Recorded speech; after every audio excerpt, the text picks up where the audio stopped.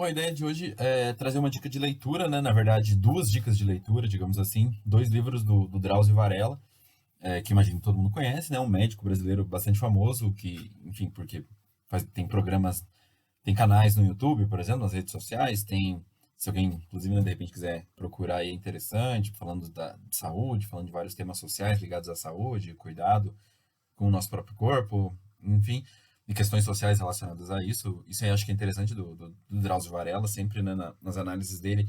Ele é um médico preocupado, digamos, com uma saúde coletiva, social também, não só do ponto de vista de uma análise biológica, simplesmente, do corpo humano e das doenças, né? Então é interessante e eu não sei, também acho que às vezes muita gente acha que ele só faz programa de TV ou ele aparece muito, né, no Fantástico, Rede Globo, mas o Drauzio Varela escreve, né? Escreve muito, aliás, eu tenho alguns dos livros dele. E são muito bons, é muito gostoso ler o Drauzio Varela. Ele escreve muito bem, ele certamente, se não fosse médico, ele poderia seguir aí na área de literatura, porque é bem gostoso, em geral, de ler os livros dele. Ele conta muito bem as histórias, enfim, é gostoso mesmo. Então, mas hoje eu vou indicar dois livros dele. Um que deu origem ao filme, imagino que talvez boa parte das pessoas não assistiram, que já assistiram, né? Mas, ou às vezes depende, se você for muito jovem, de repente não assistiu. Mas esse livro dele aqui, o Estação Carandiru, virou filme com o nome Carandiru. Então, se você de repente tem interesse, ou se despertou interesse, mas está com preguiça de ler ou não vai ter acesso ao livro, é um bom caminho, né? Assistir o filme, que é, enfim, mais fácil de se conseguir. Então, eu vou falar um pouco desse livro aqui. E o outro, porque eu acho que faz muito sentido falar dos dois ao mesmo tempo, que é o Prisioneiras, né? Que aí, no Carandiru, ele fala da prisão masculina, né, em São Paulo, que ele trabalhou.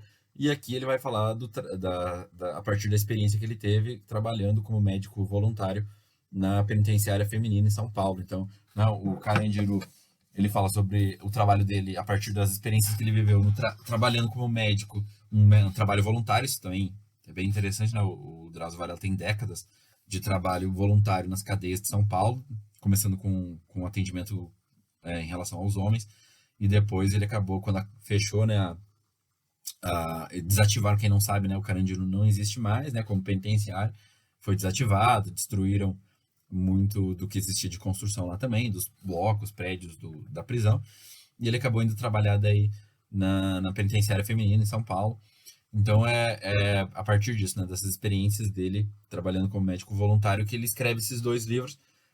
E são bem interessantes porque, sociologicamente, né, claro, a proposta dele não era fazer uma análise antropológica, né, provavelmente não é assim, pelo menos, que ele se referencia nos livros, mas é muito interessante, rende muita coisa para se pensar, até nas aulas, é um livro que dá para levar, né, e comentar com os alunos, porque são dois livros que têm muito de análise antropológica, principalmente do comportamento, análise sociológica das pessoas nas cadeias, né? E aí, pensando até nessa divisão, e acho que por isso que eu vou tentar comentar um pouquinho dos dois aqui, porque justamente dá até pra fazer esse recorte, né? Pensando nos dois livros, da diferença de gênero nas cadeias e como se dá essas relações nesses espaços. Uma coisa que é muito interessante lendo esses livros, e que eu costumo, às vezes, os alunos perguntam, tá? Quando, né, aulas, por exemplo, de sociologia urbana, a gente acaba entrando muito nessa discussão de violência urbana no Brasil, né? A sensação de medo é muito comum de ser assaltado, enfim, de sofrer algum tipo de violência na rua e por aí vai, né? Em geral, o Brasil é um problema. Tanto é que muitos estrangeiros, né? Se você acompanhar, eu tenho o hábito de acompanhar muitos estrangeiros que moram no Brasil e também o contrário, né? Brasileiros que moram em outros países e que têm canais. Hoje o YouTube tem essa facilidade. Um que é clássico é falar dessa questão da violência, né? Da segurança que no Brasil é um problema para quem chega e brasileiros que vão para outros países geralmente destacam em geral a tranquilidade que é morar em certos países, não tem essa sensação de violência, e não tem a violência, não é só uma sensação, né? O Brasil é um país, em geral, os dados as estatísticas nos mostram que é um país violento mesmo. Então, isso é uma coisa interessante, né, de pontuar. E de fato pensar essa relação no Brasil é algo complexo, mas quando a gente pensa o sistema penitenciário e levando essas discussões até quando com os alunos, eu falo para eles que às vezes a gente tem esse preconceito mesmo, né, de pensar que a pessoa entrou para o mundo do crime. Às vezes tem um julgamento moral, né, que geralmente as pessoas fazem, que a gente sabe cientificamente que não é só não é uma questão moral, né, de ser uma pessoa boa ou má para escolher ir para o mundo do crime. Claro que tem variáveis aí, como a pobreza, falta de acesso à educação, entre outras coisas que influenciam no caminho, né, que as pessoas acabam, ou do perfil social das pessoas que acabam indo parar no mundo da criminalidade, né, ou pelo menos dessa criminalidade muitas vezes ligada a essa situação que os próprios livros relatam, né, ligados ao tráfico de drogas, ligado a assaltos, roubos, enfim. Então, sociologicamente, a gente tem variáveis que, né, como falta de oportunidade de estudo, de trabalho, enfim, que levam muitas pessoas a esse caminho. Então, não é sociologicamente falando, a gente sabe que não é uma questão moral de querer ou não querer, de ser bom ou ruim, né, para seguir nesse mundo do crime. Então, isso é interessante. Mas, como a ideia é falar, esses livros são interessantes por trazer essas histórias e mostrar que, por exemplo, quando é uma coisa que eu falo, ser bandido, sei lá, ou seguir nessa vida de tráfico, não é necessariamente uma pessoa burra, né? Acho que isso também. Então, tem esse preconceito moral de achar que é uma escolha simplesmente da pessoa, o que a gente sabe hoje pelas pesquisas que não é. É, e às vezes até uma lógica de raciocínio, né? Recuperando, por exemplo, o Weber, né? A ideia de que o sujeito procura adequar os meios e os fins. Então, imaginem, né? Toda uma sociedade baseada em consumo. Então, às vezes, muitas crianças da periferia que querem ter tênis de marca, querem ter celular, querem ter relógio, querem ter, enfim, roupa e tudo mais que essa sociedade do consumo coloca como o bom, né? O desejável. Essas crianças, como elas, então, elas têm esse objetivo, né? Que a sociedade incentiva a consumir, a ter esses produtos de marca. Mas às vezes não é viável, né, para crianças que não têm, de repente, pais que podem ajudar, que podem bancar esse acesso a todos esses recursos, esses bens de consumo. Muitas vezes a criança ou um adolescente faz um raciocínio. O caminho mais curto para ele conseguir isso, de repente, é a vida do crime, uma vez que ele não tem acesso a boas escolas, a um sistema de renda, ou a família não tem condições de bancar. Então, tem até uma questão, às vezes, que é muito lógica, né, do indivíduo que está ali vivendo numa situação que para conseguir aquilo que ele precisa ou que ele deseja, às vezes o caminho mais rápido, mais curto é esse mesmo, porque por uma questão até de raciocínio, de encontrar um jeito de encontrar o que ele quer, mas que não existem outras portas, né, para essas pessoas que elas consigam vislumbrar para conseguir esse acesso, né? Então, isso é uma coisa interessante, né, que entra sempre nas aulas de sociologia urbana, geralmente quando a gente entra nessa discussão de criminalidade, mostrar que não é simplesmente uma escolha moral o crime, né? Isso é interessante. E mostrar dados e coisas, né? Que em geral está relacionada à falta de oportunidades na vida, né? No mundo do crime. Mas uma coisa que é interessante é porque o próprio mundo do crime ele tem uma lógica, isso né? O Drauzio sempre ressalta muito isso, né? O mundo do crime, nesses livros, tem uma lógica cultural, social, enfim, digamos assim, até um código legal, né, do que pode e que não pode fazer, como funciona. E às vezes eu falo isso para os alunos, imagina, né, a ideia que a gente falou hoje, o crime organizado. Para você organizar o crime, você tem que ser uma pessoa esperta, né? Você tem que pensar em todo o sistema de como organizar a venda, sei lá, né, o crime organizado é muito associado à venda de drogas. Então, né, precisa ser alguém esperto para conseguir criar um sistema de comercializar as drogas, fazer a contabilidade do negócio. Isso é uma coisa também que às vezes a gente não estuda muito, e aí tem, claro, vários tabus sociais para discutir isso, uma série de problemas, mas imagina quanto movimenta a economia, né? O crime informal, um assalto, roubar um carro, a venda de drogas, tem até uma questão econômica aí bastante significativa, né? Do quanto movimenta a economia esse tipo de práticas, né, das atividades ilegais, né, da nossa sociedade. Claro que isso não significa um tipo de apoio, acho que aqui é só pensar mesmo, que isso existe, né, existe um mercado, digamos assim, todo à parte, que envolve a criminalidade na sociedade, né, que é, então, desde a compra, venda de carros, motos, o comércio dessas peças, desses veículos, o uso deles para atividades no crime, o comércio, o contrabando de tudo que é tipo de coisa, das próprias drogas em si, então para organizar tudo isso, você precisa ser, em geral, uma pessoa inteligente, né? Não é certamente qualquer indivíduo que consegue ser líder de movimentos assim e organizar toda uma logística de venda, compra, contabilidade. E aí envolve até a corrupção, né? Comprar a polícia e conseguir fazer, né? Manter um esquema para conseguir passar todas essas drogas, armamentos e, enfim, pelas fiscalizações. Então, precisa ser alguém também muito inteligente. Às vezes as pessoas tendem a subestimar, achar que a pessoa que vai pro crime é só porque é uma pessoa que de repente não é esperta, mas às vezes é bem pelo contrário, né? A pessoa só consegue ser bem-sucedida, digamos assim, nesse mundo do crime, na medida que ela também provavelmente vai ter que ser esperta, né? Ela vai ter que controlar tudo isso, analisar todas essas variáveis que envolvem isso.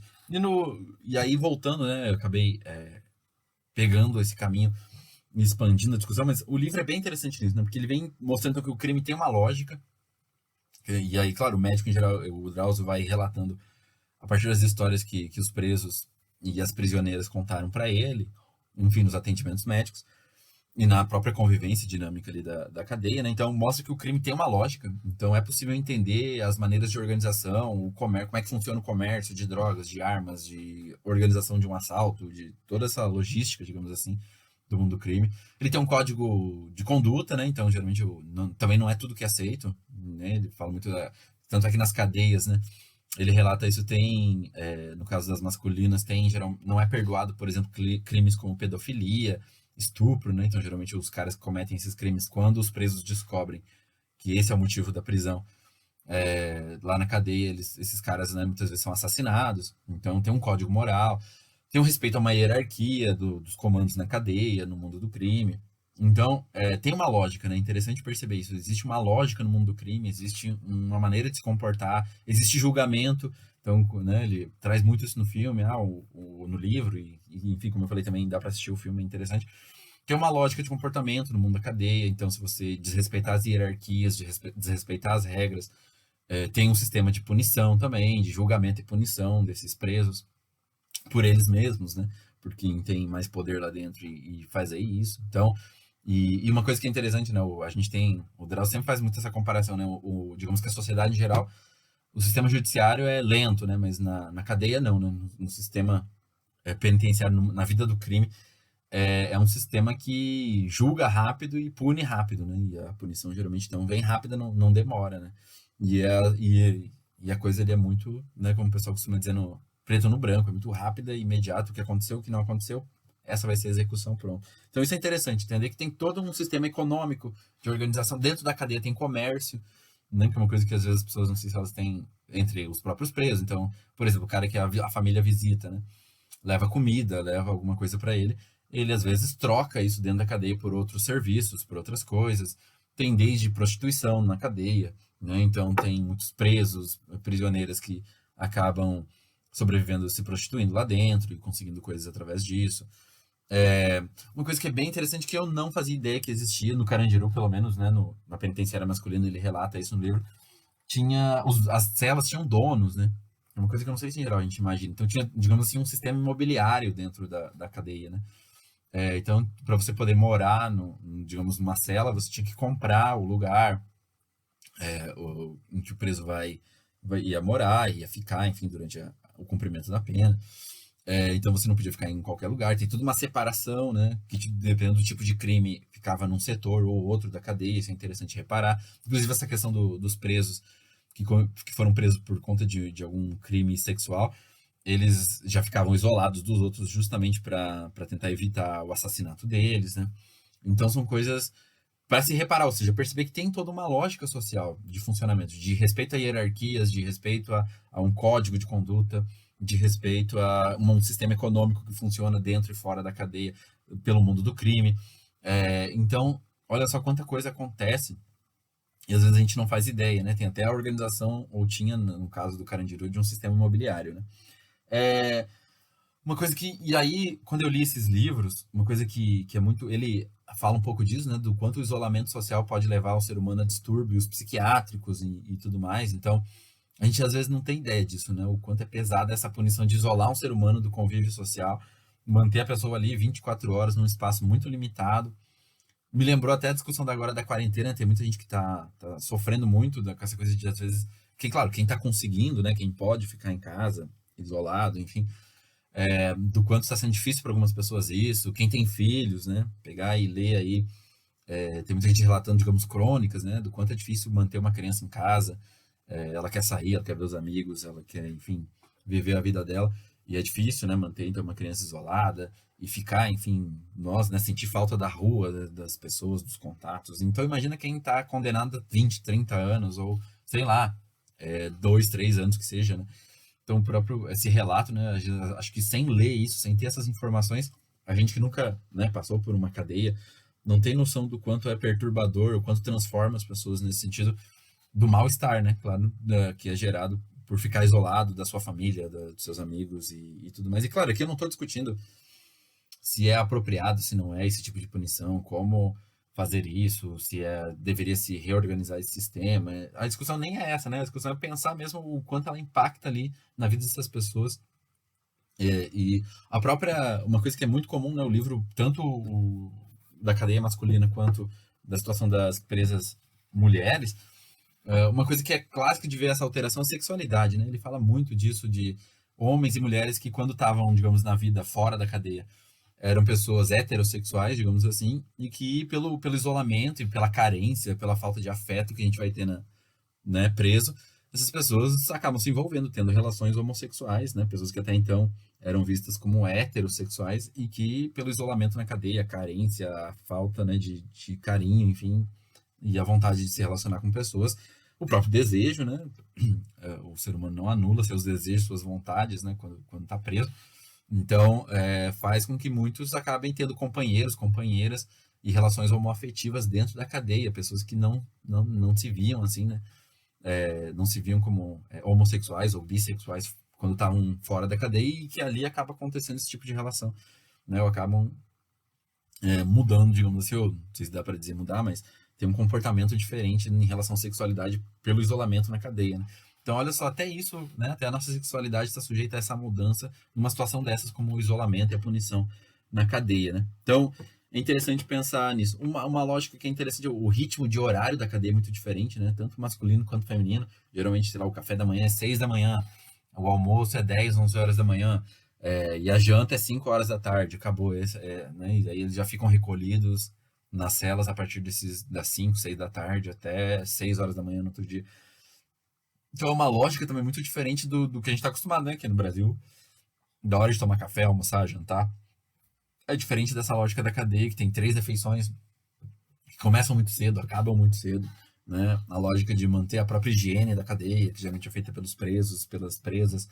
Então, coisas interessantes de pensar o dia a dia de uma sociedade, né? À parte, digamos assim, a vida dentro de uma penitenciária, pelo que a gente pode perceber nesses relatos dos livros, né? Uma coisa que também tem toda uma lógica de quem entra na cadeia, né? Geralmente, por exemplo, na cela, né? Geralmente tem um vaso sanitário dentro da cela. Então, a pessoa que chega por último, o novato, digamos assim, o calouro na cadeia, né? Por exemplo, é ele que fica com a vaga do lado do vaso, né? De dormir e ficar ali do lado do vaso. Então, tem todo um sistema desses de classificação das pessoas, de acordo com o crime, ficar em tal local ou isolado dos outros presos. A questão de manter o comércio de produtos, de que a própria família às vezes leva para o preso e ele usa isso como uma forma até para trocar por drogas ou outras coisas, dependendo, né, da situação que a pessoa está vivendo ali. Tem toda uma questão até de engenharia, né, dentro das cadeias. O médico ele relata isso. Dá para assistir também no canal do YouTube dele, ele mostra muito em vídeos também isso, que exige uma adaptação da vida, né? Então, sei lá, adaptar uma resistência para poder cozinhar dentro da cadeia, né? Fazer uma comida, digamos, suplementar ao que já é entregado lá dentro.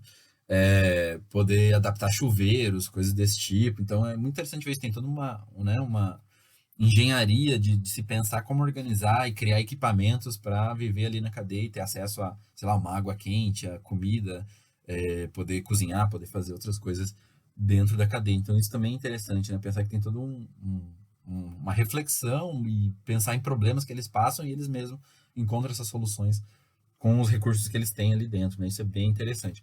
E aí, uma coisa por que eu resolvi comentar esses 2 livros, né? Porque eu tenho, e aí acho que ele mesmo escreveu 2 livros, porque a experiência é igual em alguns sentidos, óbvio, né? Geralmente essa coisa, por exemplo, dos horários na cadeia, de ser tudo muito cedo, que se repete nas penitenciárias masculinas e femininas, pelo que ele relata. Mas algumas outras coisas são muito diferentes, né? Por exemplo, os homens que são presos, a família não abandona, né? Então, o Drauzio relata muito isso. O cara é preso, mas a mãe continua visitando, a irmã, a esposa, os filhos continuam participando a própria, nesse sentido, a própria importância, ele relata às vezes da visita íntima, que também tem uma diferença, né? As mulheres em geral, têm muito menos acesso do que os homens, por exemplo. Então, a gente pensar que a desigualdade que existe de gênero na sociedade em geral, homens ganham mais, homens geralmente têm posições mais importantes na sociedade do que as mulheres. Na cadeia isso também se reflete, né? Então, é, um primeiro aspecto é esse: os homens que são presos continuam tendo o apoio da família, de alguma forma, em geral. As mulheres não, né? Ele relata que as mulheres, no livro, então, quando ele fala sobre as mulheres, elas são abandonadas, né, ou prisioneiras, pela família. Então, ninguém mais visita, a mulher fica mais isolada ainda, né? Além do fato de ser presa, ela fica mais isolada porque a família abandona. Então, o marido não visita, o pai, a mãe, ela é abandonada. Sem contar a outra tragédia familiar, né? Em geral, na nossa sociedade, as mulheres ainda são mais responsáveis por cuidar das crianças, dos filhos. E ele relata isso, de que as mulheres perdem seus filhos, né? Elas, enfim, a criança não pode ficar com ela ali na cadeia.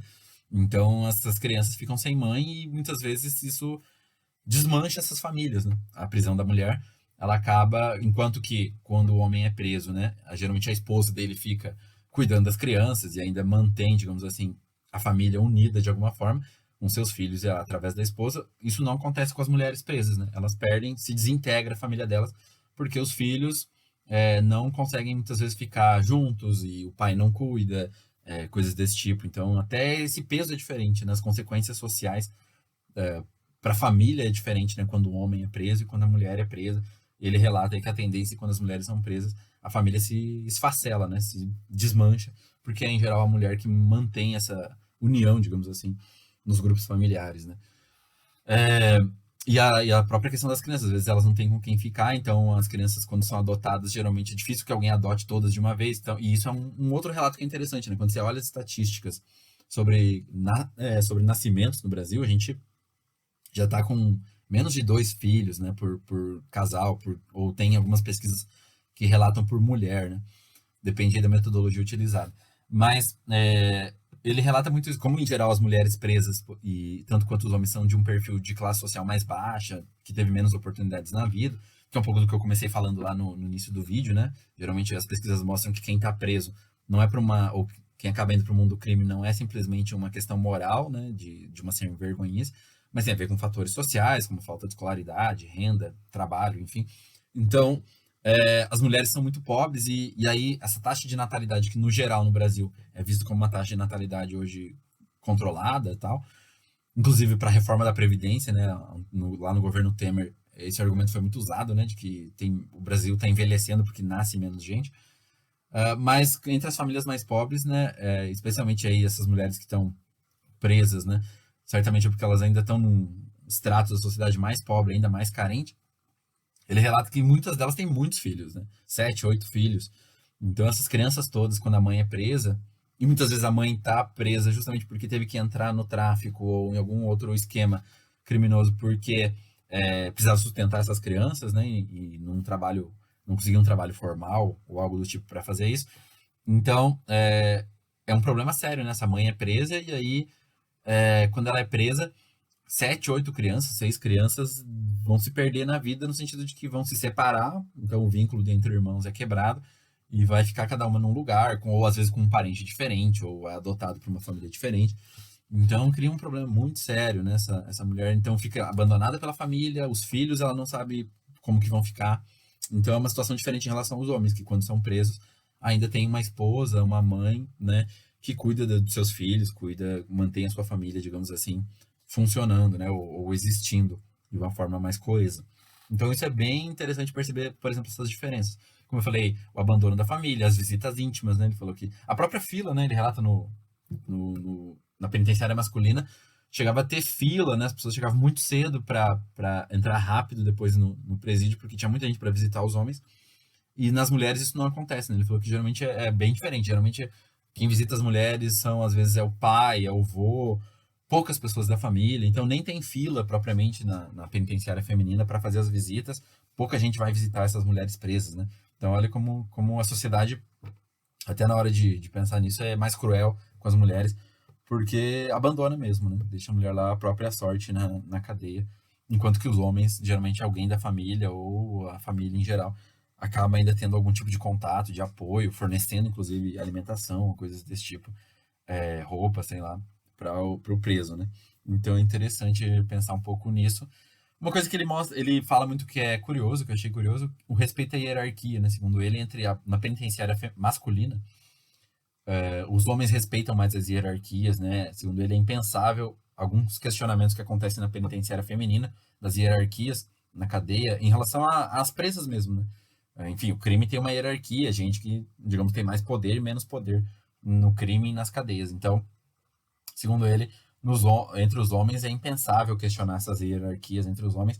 E ele falou, e ele relata nos livros que entre as mulheres é mais comum quebrar a hierarquia da cadeia do mundo do crime, né? Entre elas é mais frágil, digamos assim, essa hierarquia, embora exista também. Isso é interessante. Uma outra coisa que ele reforça aqui que é muito curiosa, né? Por muito tempo as mulheres foram retiradas da vida pública, da vida política, justamente porque se diz que a mulher é muito emocional e o homem seria mais racional. E que aí, por conta disso, o homem seria melhor para tomar decisões, e por isso que as mulheres não poderiam ter acesso, né, à política, enfim. Isso pode parecer muito estranho, mas tem muita gente que ainda acredita nisso, né? Essa ideia de que se a mulher seria menos racional, então seria uma justificativa para retirar ela do sistema público, né? Da política, enfim, dos cargos políticos. Uma coisa que é interessante é que ele reforça um pouco essa percepção aqui nesses dois livros, né? Ele diz que as cadeias femininas, a vida é mais passional, né? Mais emotiva na relação entre as presas. E entre os homens seria menos, né? Diz que os homens, nesse sentido, não tem muito, digamos, sentimentalismo nas cadeias masculinas. Então, ele reforça um pouco esse estereótipo nos livros sobre o que a sociedade pensa das mulheres, né? Vendo elas como mais emotivas e os homens como mais racionais, enfim. E é interessante, então, fazer essa percepção, né? E aí, então, acho que é um pouco isso, né? O vídeo já tá ficando meio grande, eu vou tentar encurtar. Mas por isso que eu sugiro. E eu, quando fui lendo esses livros, eu procurei fazendo essas relações, né? Pensando em como é diferente. Então, claro, eu só pincelei algumas coisas. Mas, enfim, super recomendo. Dá pra fazer coisas que são contínuas, então, que acontecem no mundo fora da cadeia. Como essas desigualdades de gênero, como esse abandono da família, ou enfim. Uma coisa que é interessante, né? Eu também, só pra fechar, agora que eu lembrei, ele fala os homens, né? Tem nas cadeias masculinas, às vezes, dependendo do crime que o sujeito comete, ele até se vangloria desse crime, né? Olha como ele é mau, olha como ele matou tanta gente, olha como, né, ele é cruel. Na cadeia feminina, não, né? Ele falou que geralmente as mulheres é pelo contrário, elas fazem de tudo para negar. Muito difícil que alguma delas assuma que comete algum tipo de crime, que faz algum tipo de crime, né? Então é uma diferença bem significativa que eu achei interessante que ele pontua, né? Outra coisa, essa coisa até da linguagem, né, que se forma no mundo da cadeia. Isso acontece tanto na masculina quanto na feminina, pelo que ele relata. Geralmente os presos não falam o crime que eles cometeram, né? Eles falam o código do sistema penal daquele crime, né? Então, sei lá, o cara não vai dizer que ele cometeu tal crime, ele fala o número do código, né, que está no código penal daquele crime. Então é interessante também, é uma linguagem para se usar. Inclusive tem uns trechos do livro que, no caso dos presos que cometem crimes relacionados à violência sexual, às vezes então, claro, para o cara é conveniente, ele não vai sair falando, sendo que ele sabe que ele quebrou uma regra do próprio código, né, dos bandidos, digamos assim, de cometer um crime que é proibido até entre eles, né? Então, isso é interessante, é uma outra linguagem até, né, de pensar isso. Eles falam pelos códigos, pelo código penal, do crime que está no código penal, pelo número e não pelo nome, digamos assim, do crime, né? Isso é interessante. Então, são livros que permitem fazer essa ponte entre o que acontece na sociedade e o que acontece dentro da cadeia, mas que também dá para ver que tem uma lógica totalmente diferente, né? Do mundo do crime, do mundo da cadeia, do que acontece fora dele. Então, eu acho que é interessante ler esses livros e eu li tentando fazer essas pontes, assim, do que é igual, do que é totalmente diferente. E acho que é por isso que eu sugiro. E é um tema super atual, né? O Brasil é um dos países com as maiores populações carcerárias do mundo. Que é curioso, né? Porque às vezes essa percepção de que é o país da impunidade, mas a gente tem, se eu não me engano, o Brasil está com a quarta maior população carcerária do mundo no momento, né? Mas enfim, dá um Google aí que você vai ver. O número é muito assustador de presos que a gente tem e como funciona o nosso sistema penal e até as desigualdades que ele reforça, né, em relação principalmente à população mais pobre, mais carente. Então, é interessante. A dica de leitura dessa semana são esses dois livros do Drauzio Varela. Enfim, espero que quem for ler, que goste, porque eu gostei bastante. É um tema muito, apesar de escrito por um médico, mas é um tema muito sociológico, né? Então, para a gente entender um pouco da nossa sociedade e do sistema violento que ela tem, né? Enfim, fico por aqui, até a próxima.